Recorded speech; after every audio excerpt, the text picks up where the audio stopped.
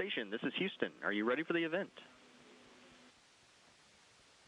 Houston, this is station. We are ready for the event. NASA PAO, this is Mission Control Houston. Please call station for a voice check. Station, this is NASA PAO. How do you hear me? NASA PAO, we hear you loud and clear. Awesome. It's so great to hear from you guys and to talk to you. Good morning, and thank you for joining us to talk with International Space Station Expedition 64 flight engineers and NASA astronauts Kate Rubins, Mike Hopkins, Victor Glover, Shannon Walker, and Japan Aerospace Exploration Agency astronaut Soichi Noguchi. On Sunday night, Mike, Victor, Shannon, and Soichi, the NASA SpaceX Crew 1 crew, launched from NASA's Kennedy Space Center in Florida aboard the SpaceX Crew Dragon Resilience spacecraft to the International Space Station. Their spacecraft successfully docked to the station on Monday evening, and they joined Kate Rubins, who has been living and working on board the station for the past 5 weeks. Their docking marked the start of the first crew rotation flight of a U.S. commercial spacecraft and begins a regular cadence of space station missions launching from the U.S. aboard commercial vehicles. It is so great to see you all on board. We'll go ahead and start with any remarks that the crew would like to make and then take questions for them. For media on the phone, please press *1 to ask a question and *2 to withdraw your question if it's already been asked. With that, I will turn it over to the crew. Okay, thank you. Boy, I tell you, it is fantastic to be up here. The launch itself was absolutely incredible. That vehicle really gets off the ground, and so it was exciting all the way up, and the ride was very smooth. So it's I know we had a few delays along the way, but we launched when we were supposed to, and we got here when we were supposed to. So from Crew 1, we just want to say thank you again to all of the folks at NASA, at SpaceX, the DoD, everybody that helped make that launch successful. And we are really looking forward to the next 6 months up here on the International Space Station. Here. Okay, let's get started with Q&A. Let's start with Chris Davenport with the Washington Post. Hi guys, it's great to see you. My question is for Soichi. This is now the third vehicle that you've flown to space. I just wonder how resilience compared to the Soyuz and the shuttle. Thank you. Hey, Chris, thanks for the question. For the record, the Dragon is the best. It's a short answer. And of course, each vehicle has its own, peculiarity. But I feel Dragon is really ready to go up. It's really it's fun to ride. And 2 days and Dragon is really remarkable memories. So I'm really happy to be here again. Awesome. Okay, let's go to Joey Roulette with Reuters.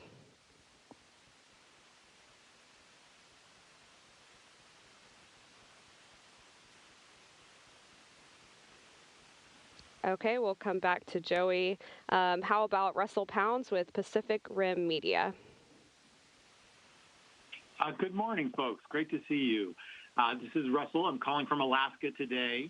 And a question for Shannon or maybe Victor. I understand you've taken quite a few science experiments up to the station along with the many already in progress. Which experiments do you think might be most surprising or meaningful to those of us back on Earth? You know, that is a very good question, and I'm not sure I have an answer for you at this time.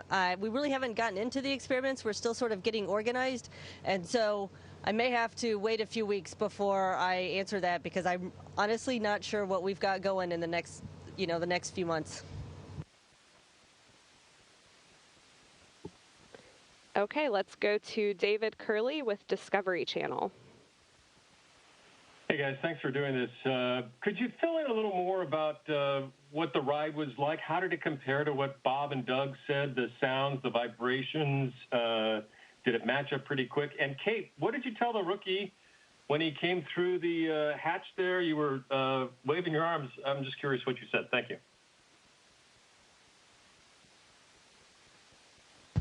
I was so excited to see Ike's face coming through that hatch. We've been thinking about this moment up here together with the two Sergeys, waiting for our 4 crewmates to join him.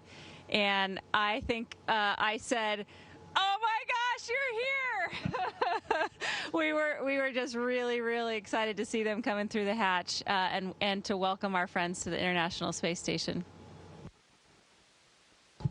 Yeah, and in terms of the launch itself, you know, I mentioned at the beginning it was an exciting ride, and that really doesn't do it justice, to be honest. Bob and Doug described it pretty well, but just when you're sitting there on the rocket as it's going through the fueling process, you know, there's noises and vibrations, and it, in many sense, you can tell it wants to get off the ground. And particularly in those last 2-3 minutes as the final fueling's happening and the strong batch retracted and things of that nature, it's definitely ready to go. And it leaped off the pad. It was amazing. And right after we, about 40 seconds into the flight, you throttle back a little bit, and you definitely noticed that. But then when it was time to get going again, it really picked up, and yeah, and it was really moving. Staging is always pretty exciting, I think, on any rocket, and this one is no different. There was when the first stage shuts off and separates, and then that second stage kicks in. You definitely know that as well, and then this just slow, steady build-up in G's all the way up into orbit. But I tell you, we were all very excited. When we passed the 100-kilometer point, we all said, "Welcome to space" to Ike, because that's certainly a big moment. And I think it's probably worthwhile to hear what Ike thought of his first ride to space as well. Yeah, it's a great question, and the short answer is it was awesome. I could sit here and tell you for the entire duration of this conference how great the ride was, but the staging was dynamic. The G's on the second stage is much closer to our spacecraft, so you felt it. It was much more up close and personal, but we accelerated for several minutes, and so the G just slowly built in.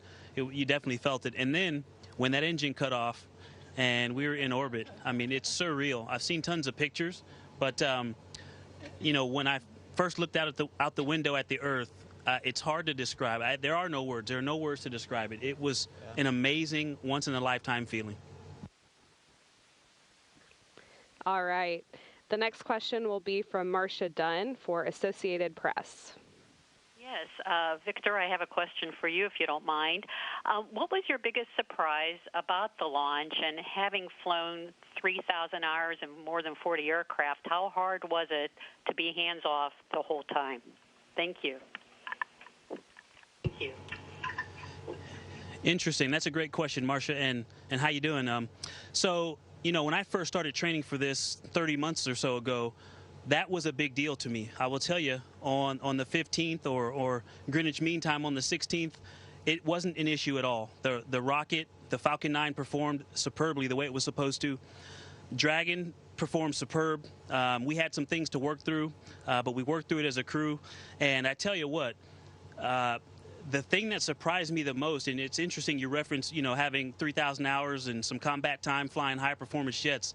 The G was not the highest G I've ever felt, but it was for probably the longest duration. And so that was a surprise. In a fighter, you can't hold, you know, 4 Gs for several minutes, and not most aircraft. And so that was a surprise. And again, once those the second stage cut off and you're floating, again, I've been able to feel that for a few seconds, but to have that for an extended period was just truly amazing. Okay, let's go to Jeff Wynn with CBS Los Angeles. Morning, Victor. Thank you for doing this. I hope you can take a question from me. You know, I'm from your hometown. Earlier in the week, I got to speak to your college wrestling coach, Coach Cal, and your department director at Cal Poly, Dr. Walsh. And both of them said that they literally cried when they watched the launch.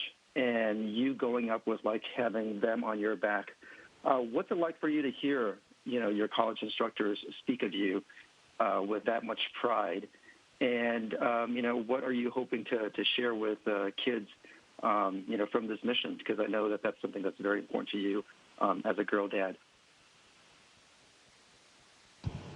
Wow, thank you for that great question.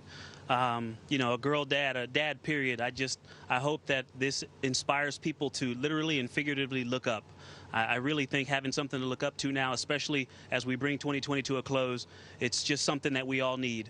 And, you know, you mentioned two people who mean so much to me, and I could name a ton more, but, you know, Coach Cal and Dr. Walsh, my advisor in undergrad, were huge inspirations to me. And so to hear that they were inspired by this, I mean, you're about to make me cry. That brought tears to my eyes just now.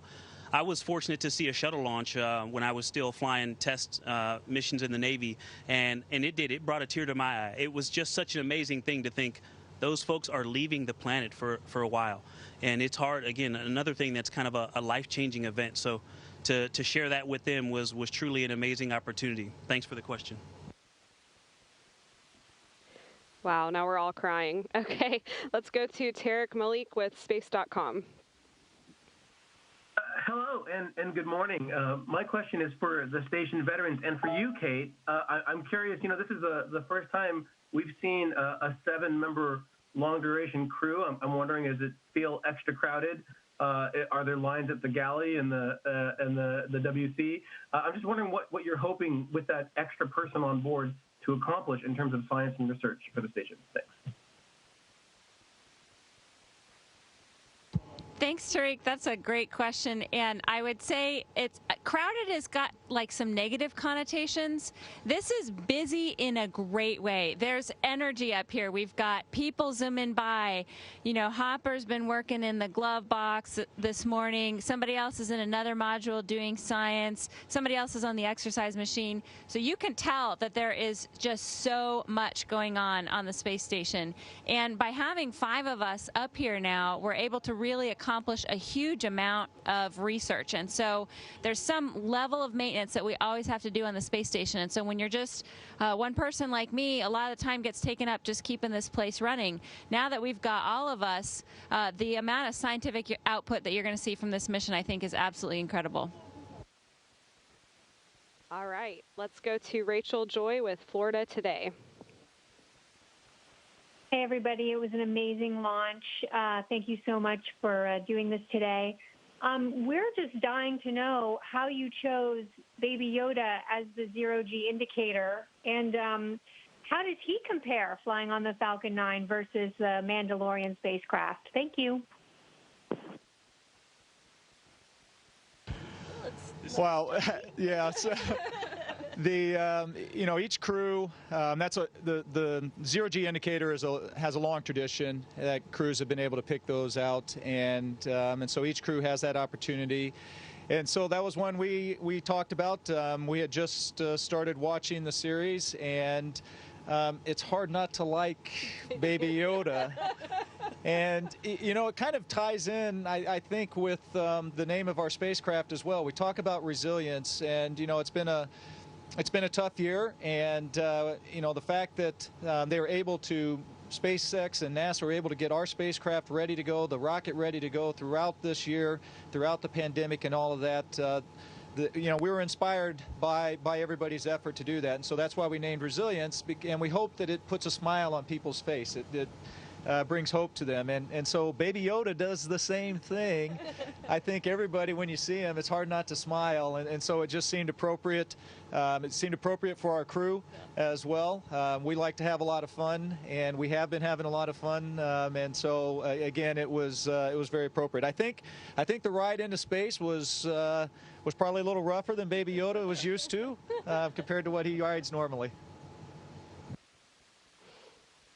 Okay, thank you. The next question will be from Nick Samuel with Vero News. Hi, everybody. This question is for Victor Glover. I know that you talked about your first space flight experience earlier. So can you talk about how it finally felt to make it to the International Space Station? Did you have a sigh of relief, or were you unnerved? Can you talk about that? Wow, Nick, that's a great question, and you know, it's so many different feelings. It's hard to explain. It really is hard to put into words the awe of seeing the space station, even over our video system from Dragon, and then feeling the soft contact, the slow deceleration as we made contact with the station.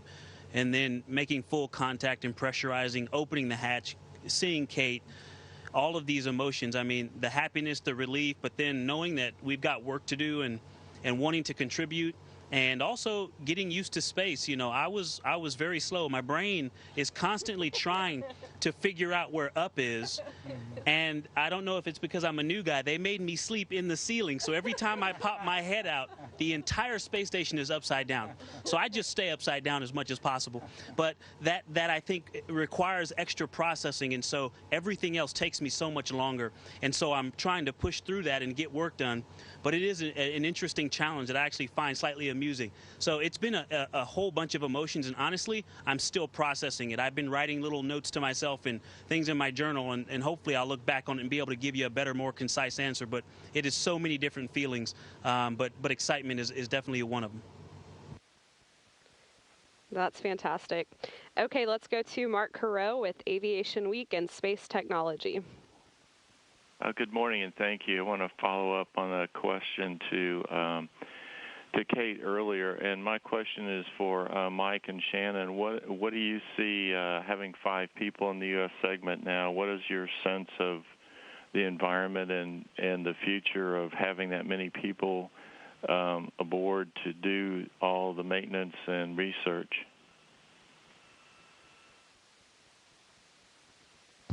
Yeah, I'll start off, and I'll just say it's go time up here. I mean, we came across the hatch just a couple days ago, I guess, but it's been pretty busy since we showed up here. So I think the folks on the ground, all of the investigators out there, I think they've been waiting a long time for this moment. And so they've got our calendars full already, and I think it's a good thing. We are going to see just how much science can come out of this space station, and it's a lot, but it takes a lot of extra work too, because there is limited space, there's limited comm capabilities, there's limited video capabilities, and so you have to coordinate all of those kind of things together, and that's going to be challenging. I think it's going to take us a few weeks to get our feet under us and figure out how 5 people are actually able to work around here without running into each other the whole time and all of that. But it is pretty exciting. Yeah, just to add to that, people have asked about whether or not we've got, collisions on the exercise equipment or the WHC, but really it's the traffic jams that we have going through the modules trying to get from where we need to be from one place to the other. So it's definitely, you can tell that it's a lot fuller here. Instead of 3 people on this side, 5 people, but everybody's right, we're going to get a lot of work done, which is really good for all the science that goes on in the world. Okay, let's take the next question from Robert Perlman with Collect Space. Hi, a question for Mike Hopkins. You described how Dragon performed as a spacecraft. How is it performing as a bedroom? Have you set up camp inside Dragon as you expected? And I know you had some temperature issues on the way up, getting it warm enough. Have you experienced that again? Yeah, that's a great question, and to be quite honest, I'm not quite there yet, because the first thing that we had to do after arriving is we had to get all of the cargo off, and then we had to move a lot of emergency equipment on board as well, and so that took us a little bit of time to do that, and I didn't really want to try and get set up in Dragon until all of that movement was done, and I could kind of figure out where the right place to put the sleeping bag was, and the few items I'll take inside there. As far as the temperature, they've been very generous and kind of dropped the temperature down a little bit right where we are, and this happens to be where the other the crew quarters are, and so that's to make sure that that Resilient stays cool for me. It's probably been a little bit chilly, but I've certainly been comfortable.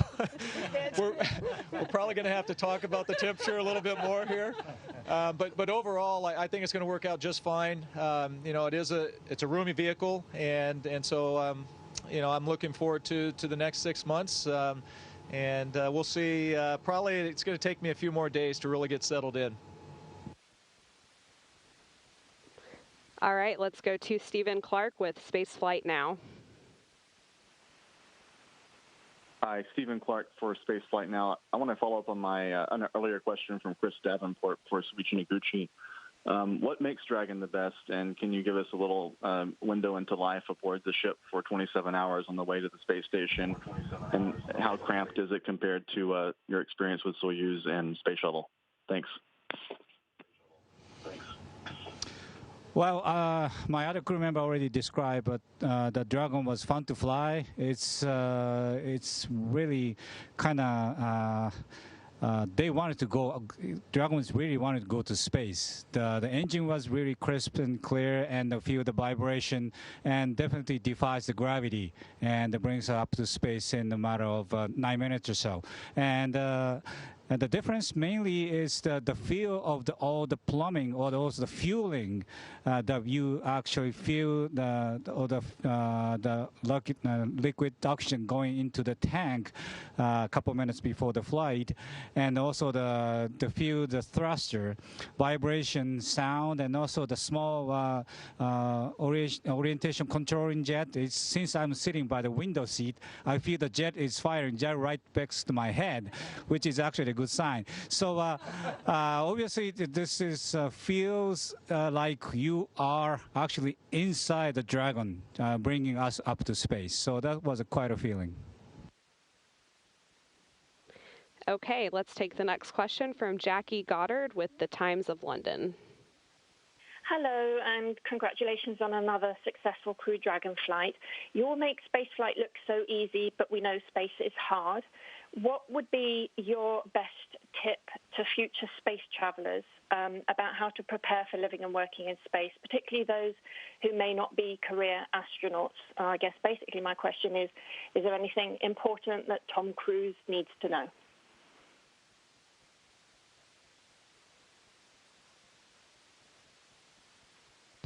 I think if people are going to come to space and not be career astronauts, I think the biggest tip you could have is to be organized. Because if you're not organized, you're going to lose your stuff in no time flat, and that will make life really hard. So you've got to be well organized to be in space. Okay, let's take a question from Joey Roulette with Reuters.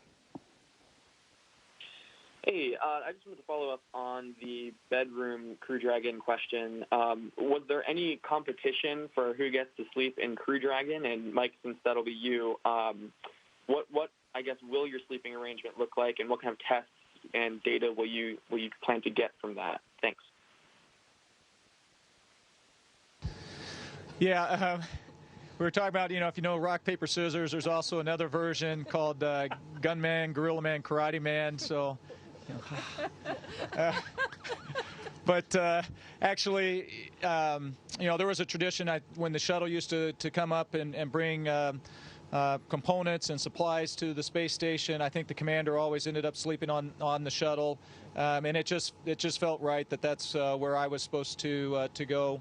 And so, we talked about it as a crew a little bit, and everybody was, everybody would be willing to sleep wherever, right? You're in space, and so you're not going to complain.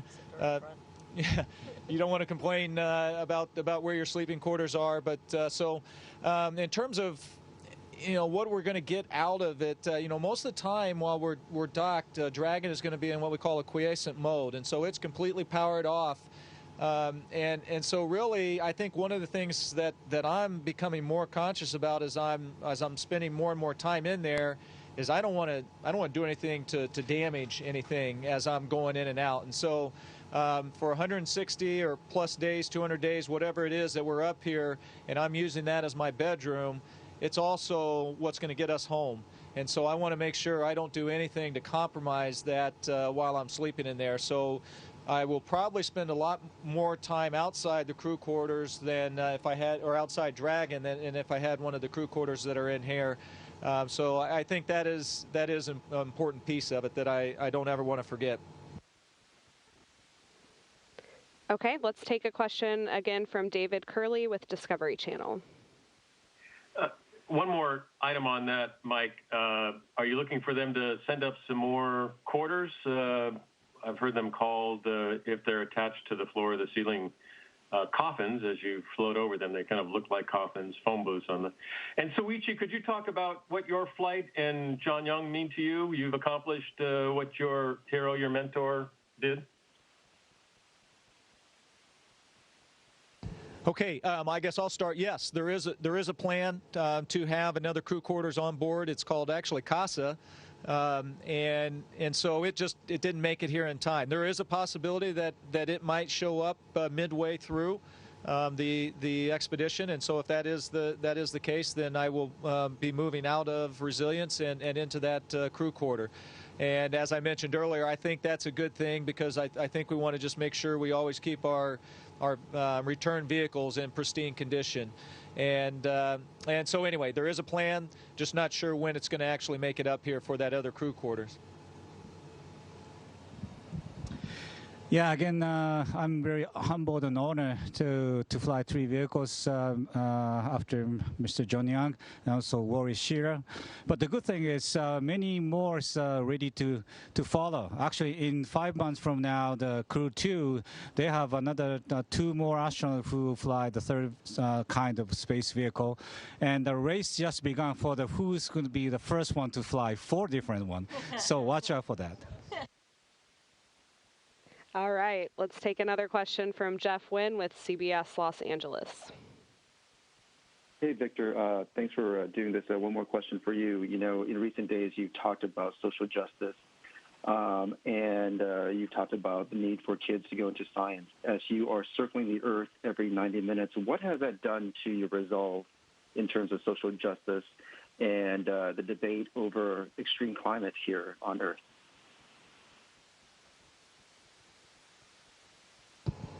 Yeah, that's, Jeff, that's a great but very, very large question. I'll say this, if anything, it's strengthened my resolve in all of those areas because I believe that, what I've said and what I've tried to work for is just what's right, to be honest and upfront with people, and then to work for what's right. And I think that doing the right thing is always in order. So, looking at the planet from this perspective, actually, I went almost a full day up here before I went and looked out the cupola in the daytime to see the Earth and in these beautiful land masses and oceans without lines or words drawn on them, and also to look out at Dragon. It's beautiful, but it just heightens an awareness that the planet needs protection, that human life needs protection, and we are the ones who have to protect it. All right. I think we could talk with you all day, but unfortunately, that's all the time we have for questions. Thank you so much for your time and for your answers today. It was really great to talk with you. We will continue to keep up with your mission online at nasa.gov/station and by following the station and NASA sites on social media. Thanks for joining, everyone. Thank you, everyone. Station, this is Houston ACR. That concludes our event. Thank you to all the participants from NASA PAO. Station, we are now resuming operational audio communications.